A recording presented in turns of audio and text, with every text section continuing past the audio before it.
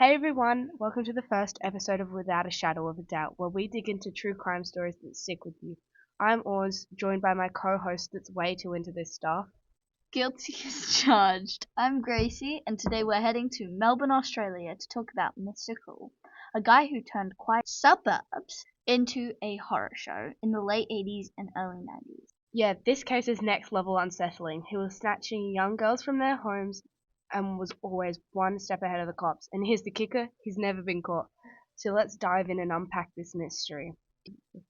Grab a coffee, preferably Melburnian. Folks, it's going to be a wild ride. Before we begin, a quick heads up.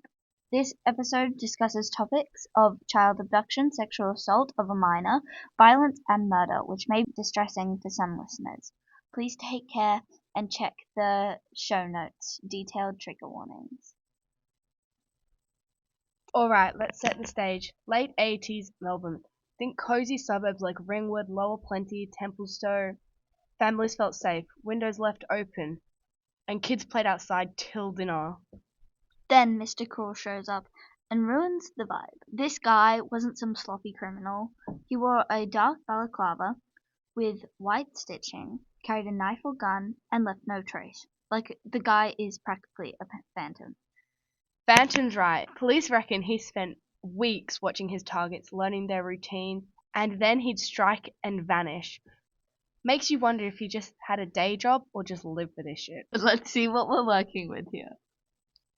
First up, August 22nd, 1987, Lower Plenty. It's 4 a.m.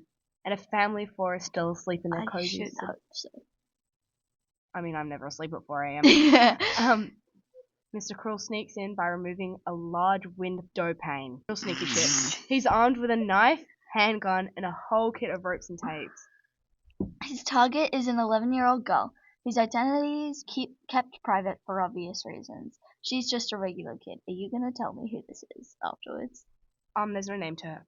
Oh, there isn't? There's no name to her at all. Oh, God. Okay.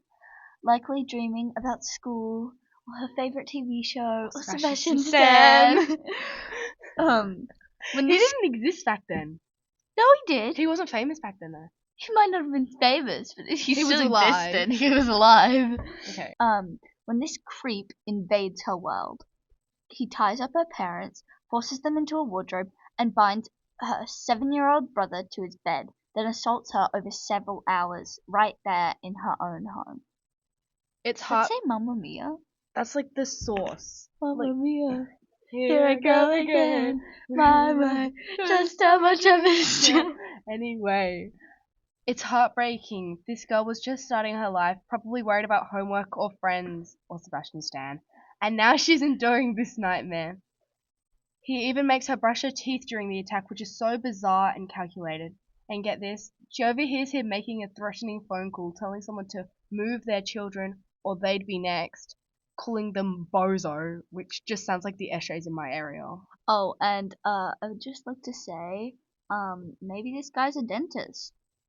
And that's why he cares about Brushing. teeth hygiene. Just a theory. He's probably dead. Yeah. Yeah. But the cops later figured out that the call was a fake out. No record of it on the family's phone line. He's just toying with them. When he's done, he tells her to count to 100 before freeing her parents, giving him time to slip away. No fingerprints, no DNA, just a ghost with a sick plan. Why would she listen? That's also my question. Why not? Well, she was 11. Maybe she was scared of him. Maybe she. I know, but like, you are. After he leaves, you can just like free your parents. And then be like, yo, this guy just like kind of. Well, they know. Yeah. No, but he cut the phone lines. Oh yeah. I'm sorry. I'm running on 10 p.m. Shush. Anyway, the bravery of this kid though. Despite the trauma, she gave police details about what she heard, like the radio played to mask sounds. But it wasn't enough to catch him. And you can only imagine the strength it took to keep going. I feel like we're gonna be like extremely sappy this entire thing, which this is meant to be like equally lighthearted and equally as sick and dark and twisted. We're like also showing respect to like the families and stuff. Yeah. Next December 27th 1988, Ringwood, just after Christmas. 10-year-old Sharon Wills is asleep in her family home. She's a typical kid, maybe excited about holiday gifts or playing with her siblings. Who's excited about playing with their siblings? Actually real, I hate my brother. Around 5:30 a.m., Mr. Cool breaks in through the back door wearing his signature balaclava and armed with a knife and small handgun. He ties up Sharon's parents, John and Julie, with surgical tape. You good? No, I just hiccuped. He ties up Sharon's parents, John and Julie, with surgical tape, blindfolds them, and demands money to throw them off. Then he zeroes in on Sharon, calling her by name creepy as shit. That is creepy as shit. He blindfolds her, puts a ball in her mouth to keep her quiet, and kidnaps her, taking her to an unknown house. Sharon's held for 18 hours, assaulted repeatedly. This kid's only 10, probably still processing what's happened, and he's got her in his terrifying setup. He bathes her to erase evidence, dressed her in a man's shirt and garbage bag, and dropped her off near a high school in Bayswater Electrical Substation just after midnight. Wait, how old is this kid? This one is 10. She was 10. Okay. So his victims were between the ages of 10 that we know of. He could have had more. Yeah. Were between the ages of 10 and I think it was 13. 10 and 13. Okay. So this guy's just like a proper bastard pedophile. Yeah. Imagine being Sharon trying to make sense of this at 10 years old. At 10 years old, I think I was watching Avengers Endgame, honestly. At 10 years old, I was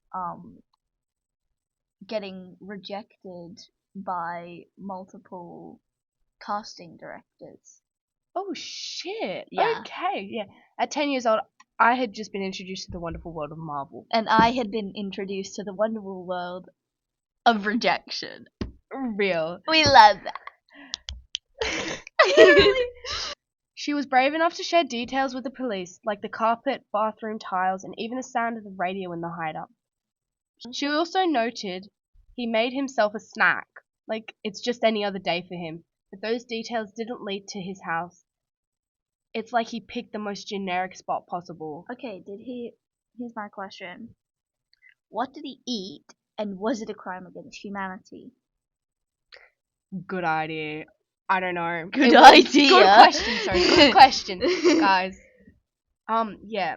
Just, if I say something random, it's 8 o'clock in the morning right now. Mm-hmm. My brain's not working. No. Proof. Literally. Oh, right. Her family was shattered. Sharon later spoke about how the trauma lingered, affecting her sense of safety and trust. Yet she's been vocal about wanting justice, which takes serious guts. Loki, it does. If that was me, I don't know what I'd do in this situation. But, yeah, that's fucking amazing for her. July 3rd, 1990, Canterbury, a posh suburb with big houses and public figures. 13-year-old Nicola Linus. Nicola Linus? It's Linus, I think. Linus? Okay. If we pronounce your name wrong... Oh, no, but it's Lions. Yeah, Linus. Okay. If we pronounce your name wrong, we're very sorry. Deep apologies. Yes. Like, no disrespect whatsoever. 13-year-old Nicola Linus is at home with her 15-year-old sister Fiona. Their parents, Brian and Rosemary, are at a farewell party, planning to move back to the UK soon. Nicola's your typical teen, probably into music, school drama, enjoying her last days in Australia. Wait, last days in Australia? Oh, right, yeah, sorry. Yeah. Around 11:30 p.m., Mr. Cool breaks in armed with a gun and knife. He ties up Fiona, tells her it's ransom job, another lie, and makes Nicola grab her Presbyterian ladies' college uniform before bundling her into a stolen rental car. He swaps cars nearby to throw off any trails. Sorry, someone just tried to walk in. Just to say, the cars that he did, he had the rental car was Nicola's parents' car, and he swapped it a block over. So he took the car a block and then like swapped a bunch it. of whatever. Okay. So he stole cars as well. Yeah, Grand Theft. Well, Grand Theft Auto, yeah. He should be fucking dead. Anyway, We can't technically say that. he holds Nicola for exactly 50 hours. Guy's got a thing for fucking clocks. Oh my gosh, it's giving Vecna. Actually real. Except, actually no, Vecna isn't that much of a stuff. No offense. Yeah, I know. He's also not hot. Oh my god, I actually don't get Henry Creel though. No, he's not hot. Okay. No offense to Jamie Campbell Bower, but he's not hot. He was Thomas the Tank Engine. He was in the Thomas the Tank Engine thing. So funny. She's taken to a house where she is leashed to the bed, assaulted, and bathed to remove the evidence. She hears planes overhead, which makes the cops think that the house is near the Tullamarine Airport, which is like a smaller airport in Australia. Wait, is Tullamarine the big one or the small one? Tullamarine Airport, I think, is where the international. Okay, I'm gonna ask her that. It's Tullamarine Airport. It's like an airport in Melbourne. I don't know which one it is. We got two. He even takes the second set of clothes from her home to dress her before dropping her off blindfolded at a power substation in Kew. Which I looked up this substation. That place is fucking scary. Nichola's resilience is incredible. She gave police detailed descriptions of the house carpet, bathroom, even a tripod and camera set up at the end of her bed, which is super chilling. She also remembered him wiping down surfaces like he's got a PhD in crime scene cleanup, but still no dice on finding the place. By the way, like. Okay, so he would tell the girls not to take their blindfold off when they were at the house. When Nicola was there, she took the blindfold off without him saying she could, and she remembered it, and then she drew the bedroom out for the cops. So the cops then went around to houses knocking on doors like, have you seen a house with this bedroom? Do you know somewhere with this kind of setup in their house? Which to me is crazy because you have a serial fucking rapist like holding you hostage. Yeah. And you have the bravery to be able to do that is amazing. Like, congratulations. Thank you so much for doing that, even though we didn't find this creep. But my heart goes out to you, and I'm so sorry this happened to you. Yeah, and with the... So he wouldn't let them take off the blindfold. So that they couldn't see him? They couldn't see him, and they couldn't see where he was taking them. So, this guy just... He's a creep. He's probably kinky. He's probably had, like, some issues with something. Rejection issues. Probably. Of a 13-year-old? No, but there's, like, a whole thing with that. We can do another episode on that later. Great. Her family was renting in a wealthy area, thinking it was safe. It must have hit them so hard, especially right before moving. Nicola's strength in sharing those details despite everything is just unreal. April 13th, 1991, Templestowe. 13-year-old Karmein Chan, or Chen Xiaomin, as her family would call her, is babysitting her two youngest sisters, aged 7 and 9, in their sprawling 18-room home, a real fortress, with 2-meter fences and electric gates. Oh, damn, dude. This sounds like a really nice house. It is. I think it would be such a nice house. Oh my gosh, do they live in like the rich suburbs? Yeah, Templestowe's like a really rich suburb. I haven't been to Templestowe. I've driven through it. It's like Toorak. No, I'm thinking, so there's this like area in Kew, and it's filled with like mansions and such nice houses. Yeah, it's like Toorak. It's like Toorak for even richer people. Like Toorak for richer people.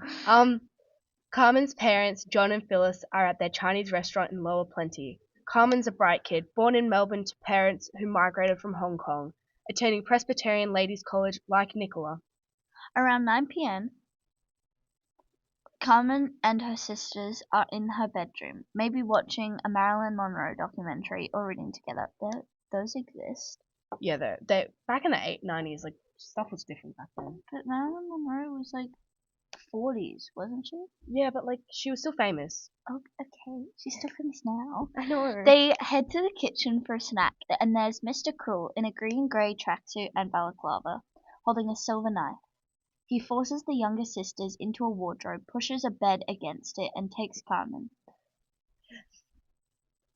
So, with the pushing the door against the bed, He told Carmen's little sisters that Carmen would let them out.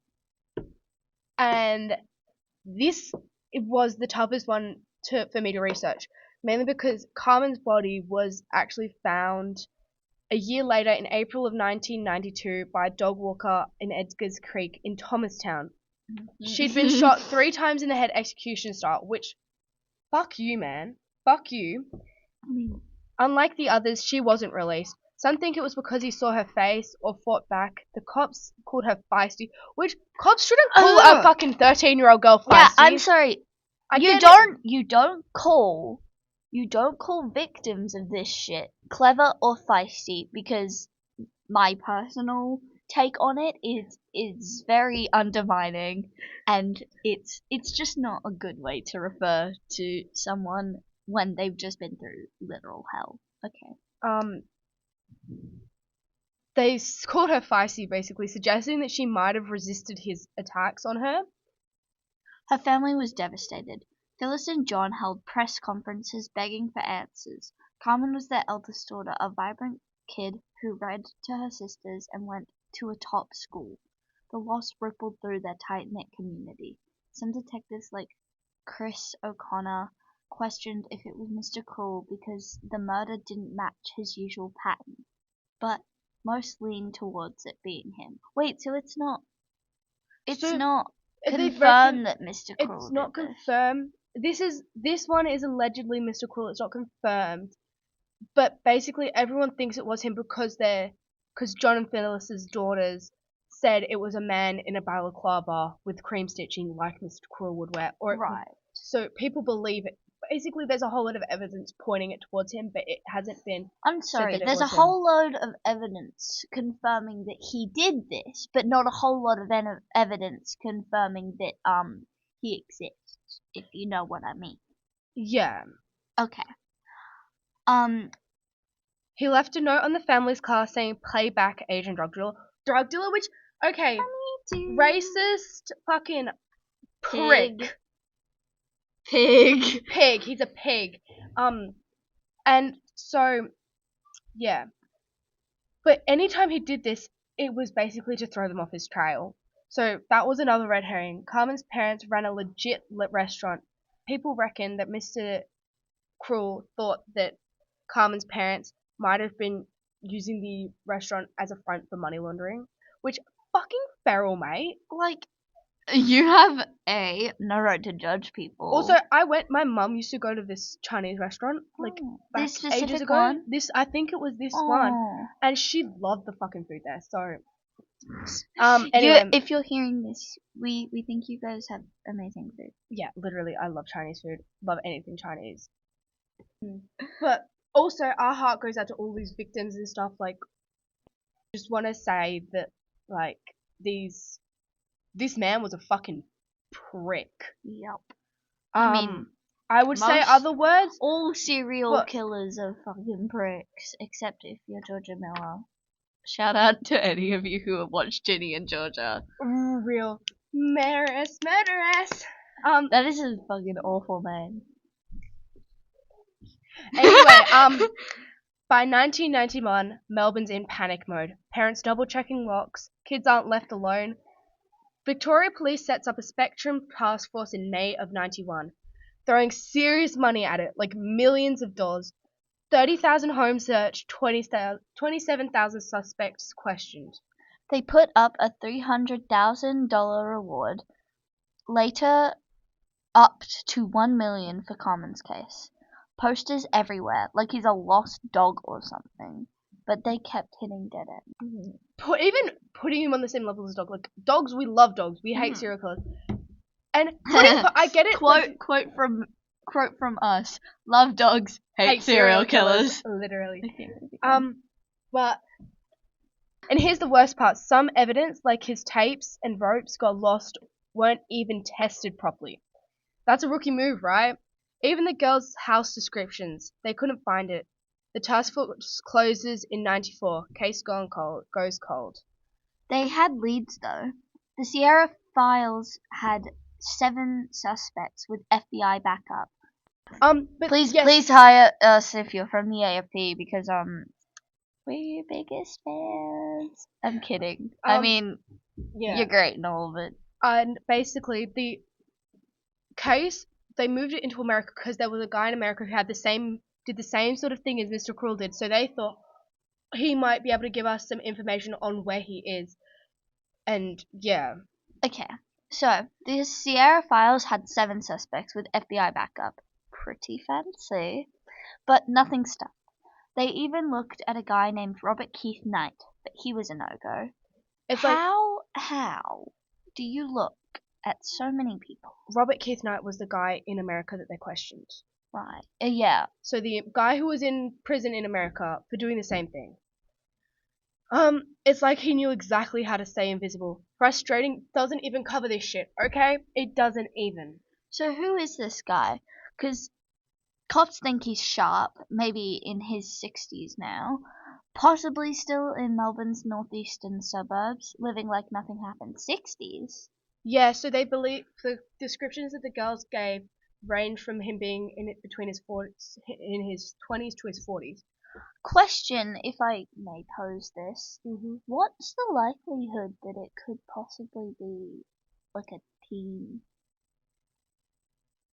It could have been a teen, but I don't think teen crime wasn't as much of a thing as it is now. Yeah, but so wasn't much crime. Yeah, it could have been, but that's what detectives believe from the descriptions that they've been given by the girls, the victims. Okay. His forensics tricks make me think he's either seen every cop show in the world, like literally every one of them, Law and Order, fucking The Rookie, love The Rookie, or maybe I haven't seen either. you need to watch them. Like, worked in law enforcement. Some reckon he was a loner, maybe keeping photos and videos of his victims, which, fuck you, man, that's fucking creepy. yeah, anybody who's watched End of the Fucking World, like, you know what I mean when I say that. A 2022 podcast by Andrew Rule floated a new suspect, but all of it's guesswork. Why'd he stop in 91? Dead? Or locked up for something else? Moved to the middle of nowhere? Which, please tell me he did not do that, because Yeah, if he moved to the middle of nowhere, I need to Outback sleep at Victoria. night when I go to Queensland. But, like, Outback Australia, lots of the houses are so fucking far apart that, like, it's crazy. Anyway. I know. If he's out there, he's probably one of those... If he's out there, he's probably got those creepy mementos stashed somewhere. Makes you side-eye your neighbour with a locked garage, doesn't it? This case hit Melbourne like a gut punch. Families like Sharon Wills and Nicola Lyons are still carrying the trauma. Sharon's spoken about wanting closure, and Carmen's mum, Phyllis, has made these heartbreaking pleas for answers. It changed everything. Those safe suburbs, now people are installing alarms and triple-checking windows. Mr. Cruel was like the boogie man down under. Literally. Like, I'm fucking terrified right now. Cops still have a $1 million reward out there, hoping someone knows something. It's wild to think he could just be out there, living a normal life, which makes you wonder who you're passing on the street. And that's the chilling story of Mr. Cruel, a guy who's still question marked after all these years. If you know anything, all the numbers we mention in this podcast will be Australian numbers because, if you couldn't tell, we are from Australia. Australia. Anyway, call Crime Stoppers at 1-800-333-000. You could be the one to crack this wide open. Yeah, be the hero we need. Thanks for listening to Without a Shadow of a Doubt. Tell your friends, tell your friends' friends, tell your friends' dogs, and tell that aunt just a little too weird. Just a little bit. We all have that one aunt, trust guys. And if you don't know what you're missing out on. Follow us, follow our Insta, follow our Spotify, YouTube. We'll be back next week with another not next week. I don't fucking know when we'll be back. I'm going on holiday. Yep. If you or someone you know needs help, call Lifeline at 13 11 14 or 1-800-RESPECT at 1-800-737-732. Stay safe, lock your windows, and maybe don't trust that guy with the weird fucking garage. See you next time. Bye.